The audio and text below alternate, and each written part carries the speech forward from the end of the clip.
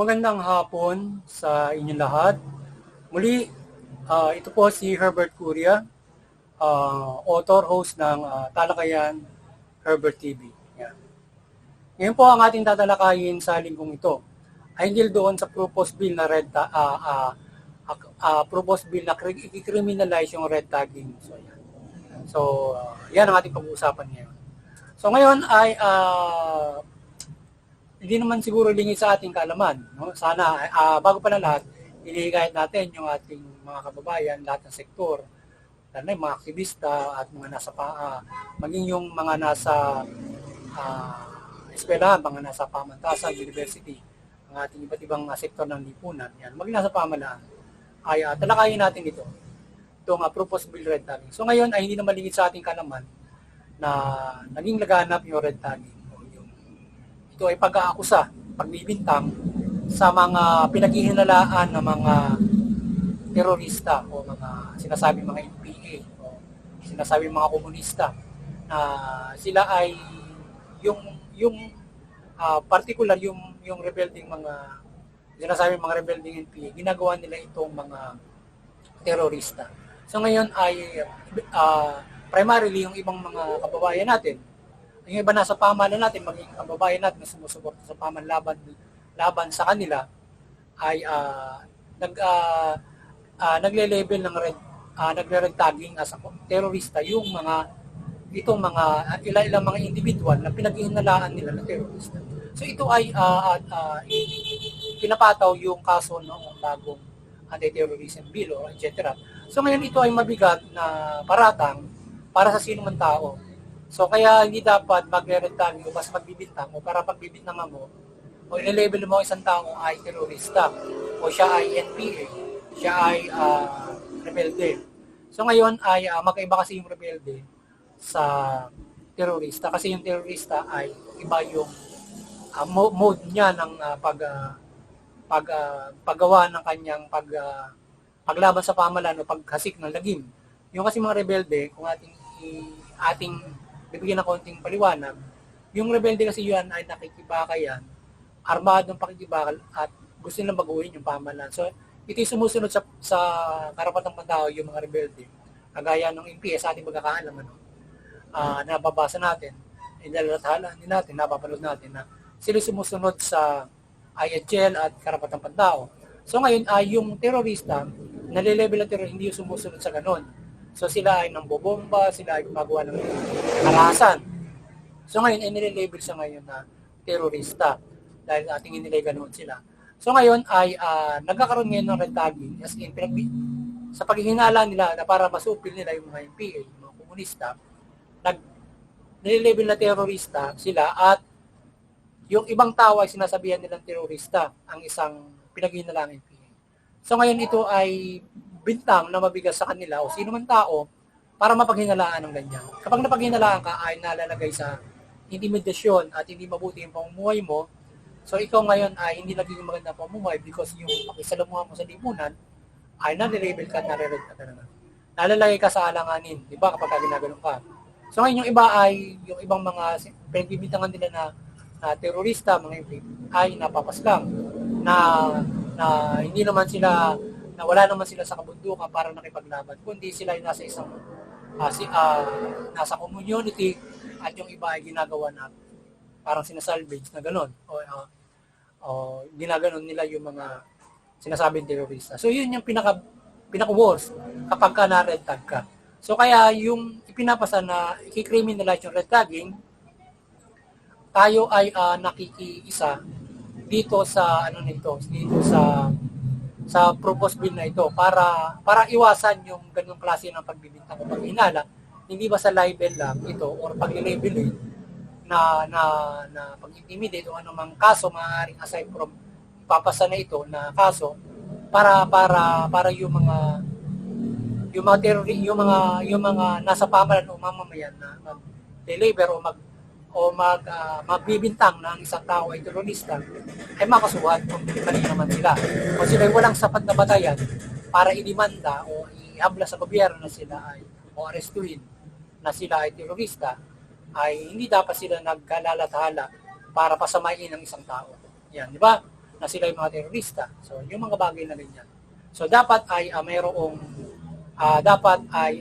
gusto yung batas na yun, o anumang batas na ipapataw sa mga nasa pamahalaan kung magre-resign. Kasi pag nagbintang sila, baliwala. Ika nga, kahit sino pagbibintangan nila. Kagaya noon, panahon ni Pangulong Duterte, marami ang pinagbibintangan nila na mga ganon, nililabel nila. Yung mga nasa, sinasabi yung mga aktivistang pangkalikasan, mga ganon. Or yung mga aktivista, nililabel na nare-tag nila na mga komunista. Yung panahon nga rin, nagtitinda lang namamahingi ng mga kamote. Parang nire-tag nila na. So mali, di ba? Pinagbibintangan mo na gano'n, gumagawa ka lang ng mabuti, sabihin mo, komunista ka na, ikaw ay ano. So ngayon, ay mayroong gustong pagsupil sa komunista at paggamit ng agent ng ating pamahalaan, maging ang mga mamamayan ay ganun susuporta sa pamahalaan kung paano susupilin ng mga komunista o yung mga rebelde. Ngayon, ay maging yung terorista man, ay mayroon pa rin proseso kung paano susupilin ang mga yan, at hindi basta sila magre-return ng kung sino man tao, kahit delikado yung terrorismo, di ba? So yun.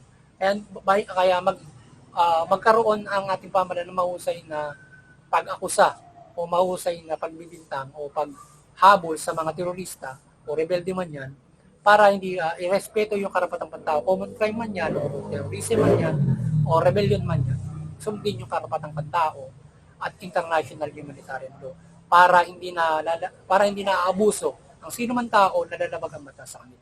So ngayon, kung magkakaroon ng ganitong klase ng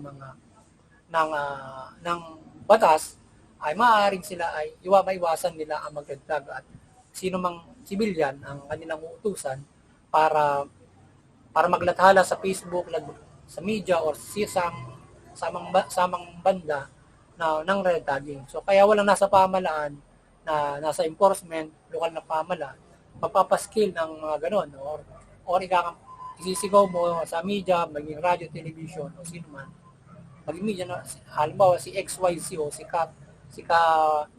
Ka Buwan ay isang terorista. So, mali yun, di ba?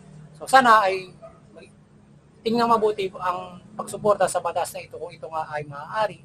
Dapat nating ipasa o dagdagan o anumang paglimit para may pasa ang batas na anti-red tagging.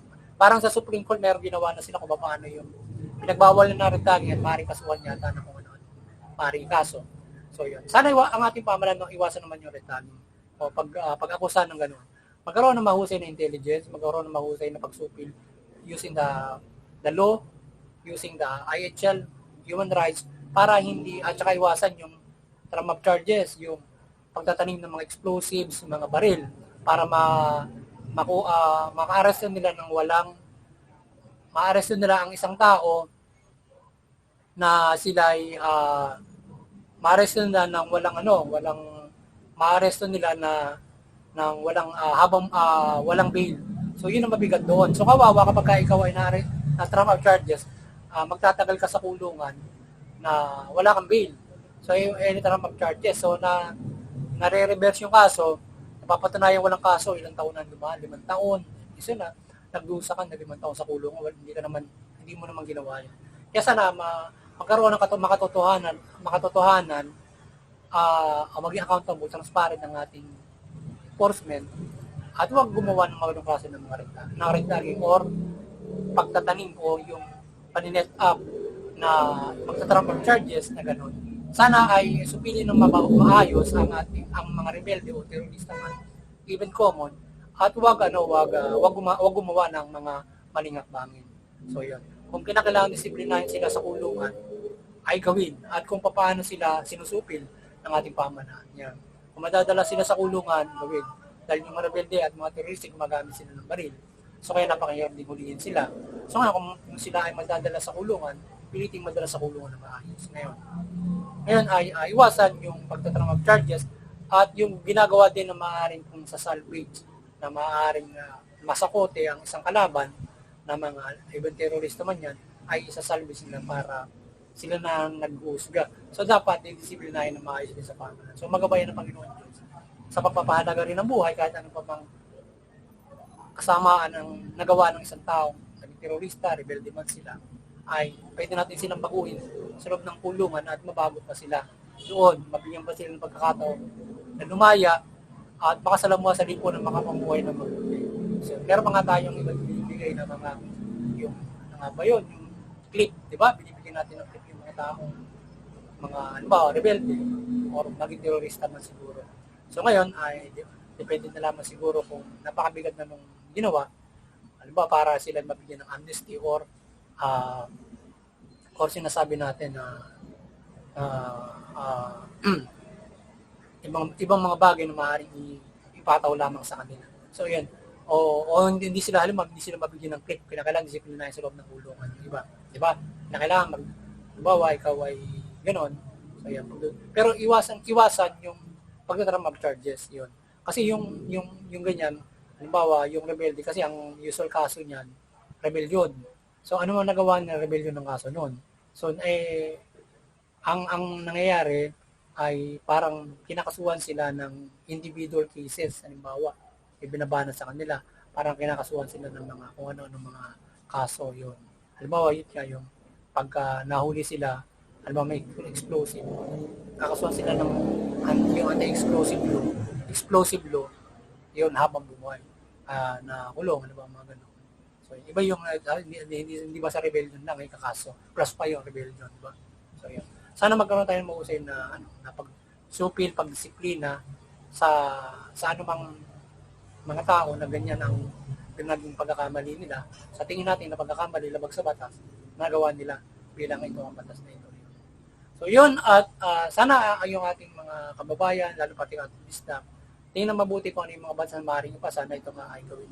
Yung tanging magkaroon ng batas para naman yan na kung sino man yung maaaring mga pagpatuloy ng mga batas na yan para maipatupad yan. So yun, hanggang dito na lamang. Maraming salamat at tayo ay umaasa na ang pamahalaan ay magabayan ng Panginoon Diyos at yung mamahalaan mabuti ang buti hindi accountable. So magkaroon kayo ng dedikasyon at sakripisyo in facing mga ganyang klase ng mga bibigat na mga tinuturing na kriminal o kalaban ng pamahalaan na hindi kayo gagawa ng paglabag sa batas o pang-abuso para lamang masupil sila. Even though kahit nagdi-demoralize pa yung pamahalaan itong mga taong ito, ay matubig pa rin susupilin sila at hindi gagawa ng mga hakbangin na mali o mga paglabag sa batas o mga pang-abuso. So yun, magandang hapon sa inyo lahat at karelasyon. Sana nakapagtalakay na naman tayo sa lingkong ito dito sa ating tungayang